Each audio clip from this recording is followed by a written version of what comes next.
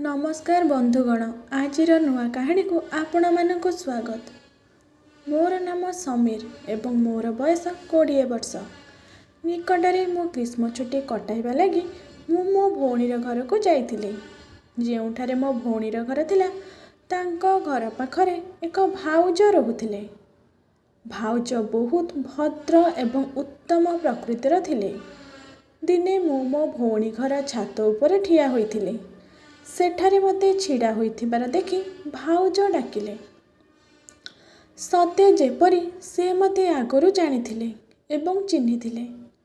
मु तांकु देखि बुझी पारु नथिली जे से काहाकू डाकुछंती बोली। जेतेबेले मु निश्चित हेली जे से मते डाकुछंती, तेणु मु तांकु पचारिली, कौन तुमे मते डाकुछ कि? तापरे से कहिले, हाँ मु तुमको डाकुछि। तापरे मु कहिली, मु तुम घर को जीवी ना तुमे मते एठारे कहिब? तापरे से कहिले, ना तुमे आम घर को आस। मु तांको घर को जीवा मात्रे मु तांकर एते बड़ देखि भयभीत होई जाइथिली।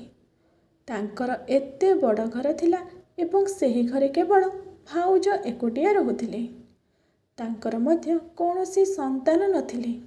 भाउजंको विवाह को 12 वर्ष होई जाइथिला एवं सेही 12 वर्ष मध्यरे तांकर गोटिए भी संतान होई नथिले। ए विषय को नहीं भाउजंकर कौनसी दुख नथिला। मु भाउजंको पचारिली, तुम स्वामी कौन केउठारे देखा जाऊ नाहंती? तेणु भाउज कहिले, मो स्वामी बाहरे काम करती। से मासरे किंबा 2 मासरे थरे घर को आसती एवं दिने किंबा 2 दिन घरे रही चली जाती। तेणु मु कहिली, तुमे एते बड़ घरे किपरि एकुटिया रहुछ? एहा उपरे से कहिले, मु किपरि रहुछि तुमे निजे मध्य बुझिजिब जे मु किपरि एकुटिया रहे एवं मोर आवश्यकता किपरि पूरण करे। परे से कहिले, मोर तुम निकटरे गोटिए काम थिला। मो मेसिन बहुत पुराना होई गलानी एवं सठिक भाବରେ काम करूनाही। कौन तुमे एहाको ठीक करि परिबो? दयाकरी एहाको ठीक करि दियंतु। मो भाउजंको मेसिन को देखे तो सेथिरे बहुत कलंकी लागिथिला। तेणु मु कहिली, भाउज आपणक मेसिन रे बहुत कलंकी लागिछि। प्रथमे एहाको तेल लगाई सठिक भाବରେ सफा करबाको पड़िबो एवं तापरे यह सठिक भाବରେ चलिबाको सक्षम हेबो। किंतु भाउज आज मोर समय नहीं। मते मो भौणी को नहीं सहर को जीवाको पड़िबो। आसंता काली मु पुणी आसीबी एवं मु तुमर कलंकी लागिथिबा मेसिन रे तेल लगाई ठीक करि देबी। तापरे तुमे एहाको भल भाବରେ चलाई परिबो। एहा कहिबा परे मु मो भौणी घर को गली। बहुत समय परे जेतेबेले मु घरे पहुँचिली, दीदी कहिला, तू एते समय धरी केउठारे थिलु?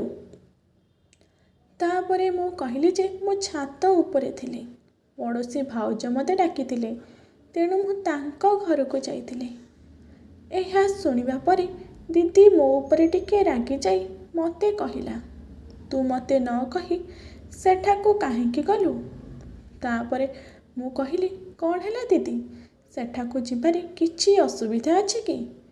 दीदी मते किछि कहिला नहीं एवं मु परदिन दीदी को पचारिली एवं सेठाको जिबाको कहिली।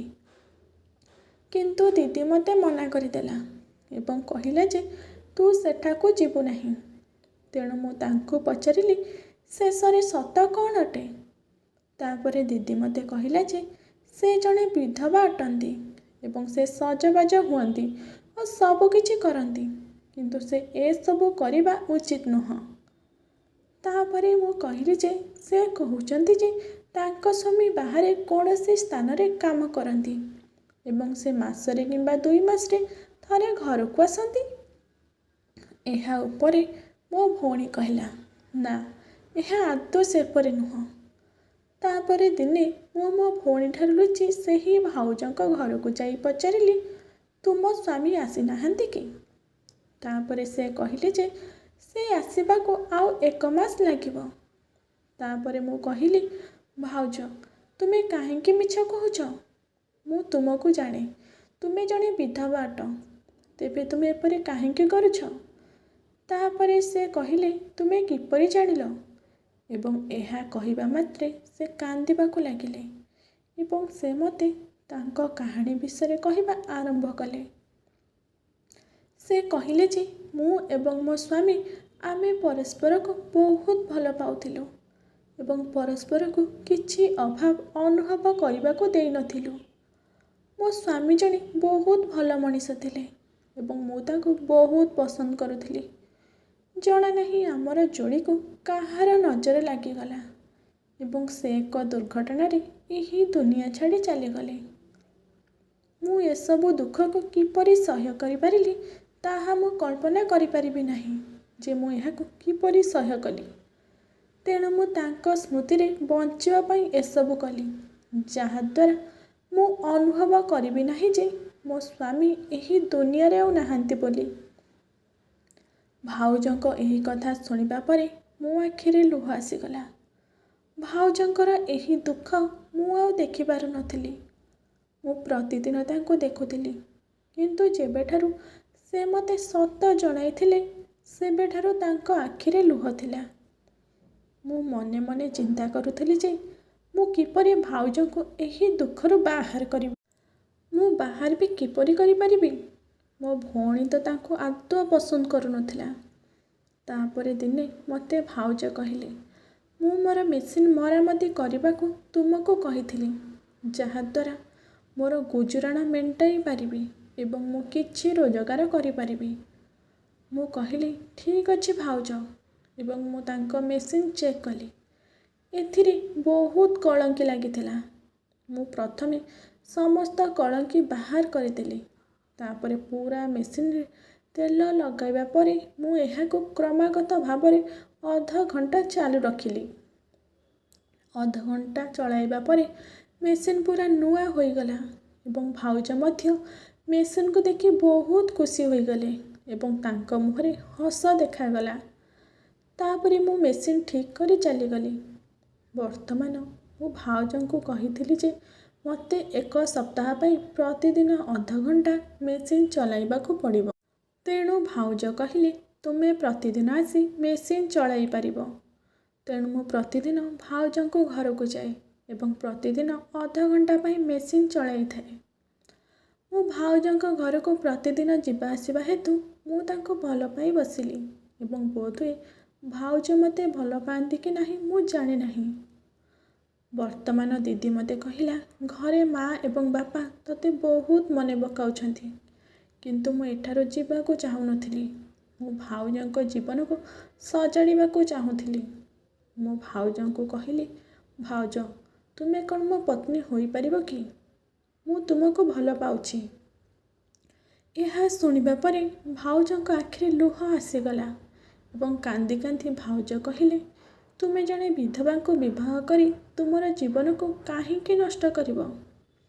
ତାପରେ ମୁଁ କହିଲି, କୌଣସି ଅସୁବିଧା ନାହିଁ। ତୁମେ ଜଣେ ମହିଳା ଅଟ, କିନ୍ତୁ ଯଦି ତୁମେ ବିଧବା ହେଲ ତେବେ କ'ଣ ହେଲା? ମୁଁ ତୁମର ଜୀବନସାଥୀ ହେବାକୁ ପ୍ରସ୍ତୁତ ଅଛି।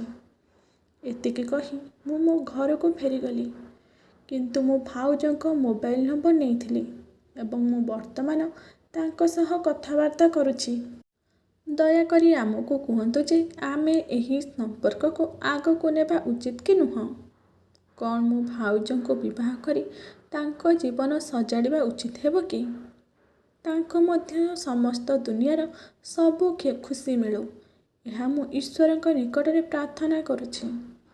ଆଜିର କାହାଣୀ ଆପଣମାନଙ୍କୁ କିପରି ଲାଗିଲା ଆମକୁ ଜଣାଇବେ। ଯଦି ଆପଣ କାହାଣୀ ପସନ୍ଦ ଆସେ ତେବେ ଲାଇକ୍, ସେୟାର ଓ ଚ୍ୟାନେଲକୁ ସବସ୍କ୍ରାଇବ୍ କରିବେ। ରହିଲି, ଧନ୍ୟବାଦ।